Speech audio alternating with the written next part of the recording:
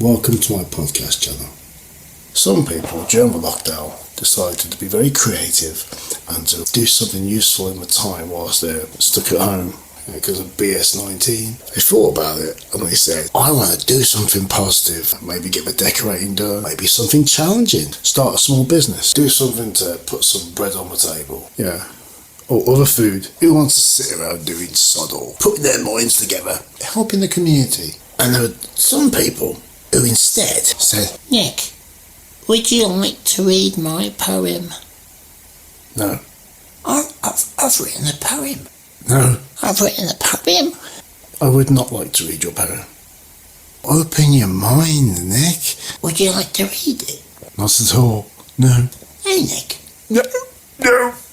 I want to read the poem. A poem is not really a song. It's not a piece of music. It's not really art. It's just a load of words. You don't know anything, Nick. I'm a singer for a band. I write lyrics and I strategically put them together with a song arrangement very carefully for entertainment purposes, and maybe you make a music video, put a press release out there, tell the world, and entertain. A poem does fuck all. The thing is, Nick, it's sophisticated poetry. It's written by people who have something to say. They're expressing themselves. Well, it's songs, but you have to record it, and before you record it, you make sure it's good. Hence why being a poet is a really easy job. They're always the same poems. This is a poem I wrote during the lockdown. I'm in a cage and I'm full of rage. The sun has risen. I'm in a prison. Is that it? It's poetry. The sights. I'm in a lockdown and we can all relate to it. Well, it's not a prison really, is it? You can just open the door. Bit of an exaggeration. It's so artistic. Oh, it means so much.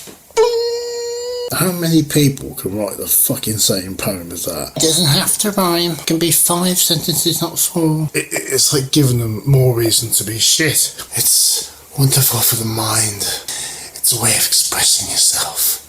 Expressing? Why would I want to read a poem by somebody trapped in a fucking prison? What are you going to do next? Can I write another one? Poems are really fucking miserable. Oh, he's going to write another poem. I've seen the world.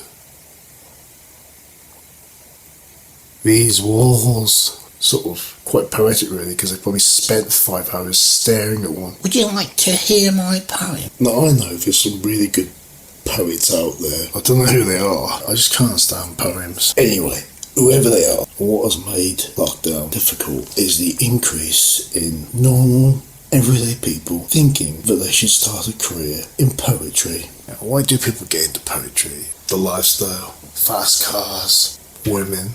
That's why I got into poetry. You wrote a poem. I do not want to read your poem. Well, the thing is, Nick, you're not being very fair. I mean, do you know how long I spent on that poem? 2 minutes? No. I'm not really expecting a massive revolt for this podcast. Do you think anyone's ever been mugged by a poet? It's the police. I've been beaten up by a poet. A poet? Yes, a poet. I see. Serious. Was he being malicious? Sending me poems.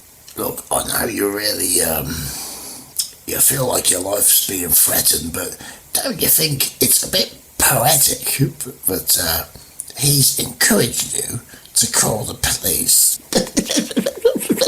What do I hate more? Poets